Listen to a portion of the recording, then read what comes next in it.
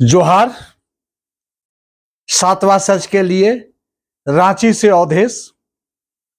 आज का नेपथ्य, हंसी आती है और रोना भी आता है। वो इसलिए क्योंकि यहां के कुछ नेताओं का दोहरा चरित्र देखकर।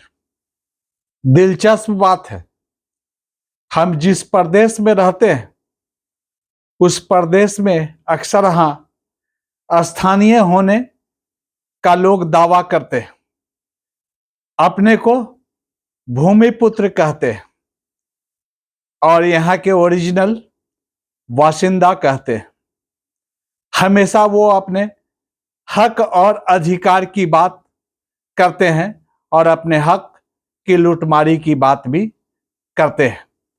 खासकर जमीन के मामले में यहाँ के स्थानीय लोगों की जमीन लूटी जा रही है और दिन प्रतिदिन यह समस्या बढ़ती जा रही है। परंतु इसके पीछे नेपथ्य में है कौन? अपने आप को स्थानीय और भूमिपुत्र होने के दावा करने वाले लोग ही मुखौटा पहनकर और दोहरी नीति अपनाकर इसका विरोध करते हैं और स्थानीय लोगों की जमीन लूटे जाने को लेकर आवाज उठाते हैं और आंदोलन करते हैं। परंतु नेपथ्य में जाकर देखेंगे कि यह वही लोग हैं जो हमेशा अपनी दोहरी नीति का इस्तेमाल करते हैं। एक तरफ स्थानीय लोगों का मसीहा बनते हैं और उनका नेतृत्व करते हैं और उनकी हक की बात को लेकर आंदोलन करते हैं। दूसरी ओर जो लोग जमीन इनका हथिया रहे हैं उन्हीं को जमीन हथियाने में ये लोग मदद करते हैं। अर्थात ये लोग वैसे बिचौलिए हैं जो नकाब ओढ़कर शिकार करते हैं।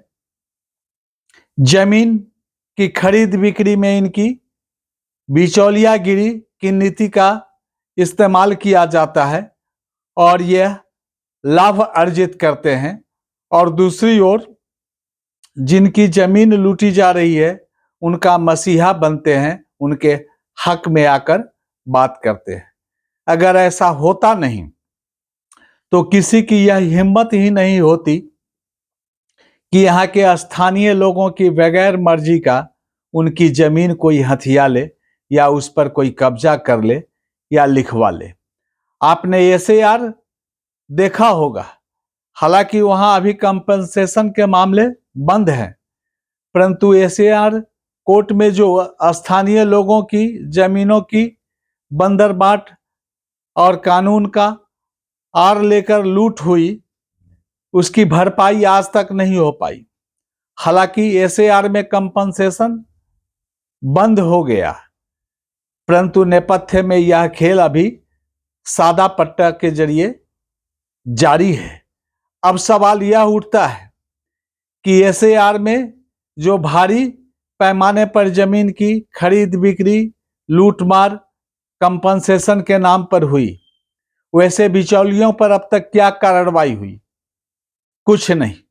जो लोग एसएआर में बहती गंगा में हाथ धो लिए, आज वह धनाढ़ समझे जाते हैं, पैसा वाला समझे जाते हैं और यहाँ उसके विरुद्ध किसी में आवाज उठाने की हिम्मत नहीं है।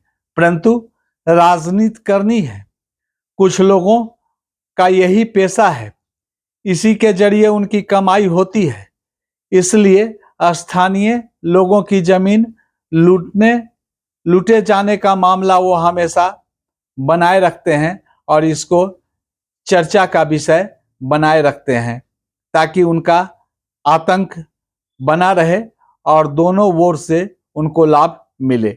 एक तरफ राजनीतिक लाभ मिले कि वो स्थानीय लोगों के लिए हक की बात करते हैं, दूसरे तरफ बिचौलियागिरी के जरिए जो जमीन का बंदरबाट हो रहा है, दूसरे लोग या बाहरी लोगों को जमीन मिल रही है, वो उस पर अपना घर मकान कारोबार कर रहे हैं, उनसे अच्छी खासी नकद राशि की आमदनी भी ऐसे लोगों की होती है।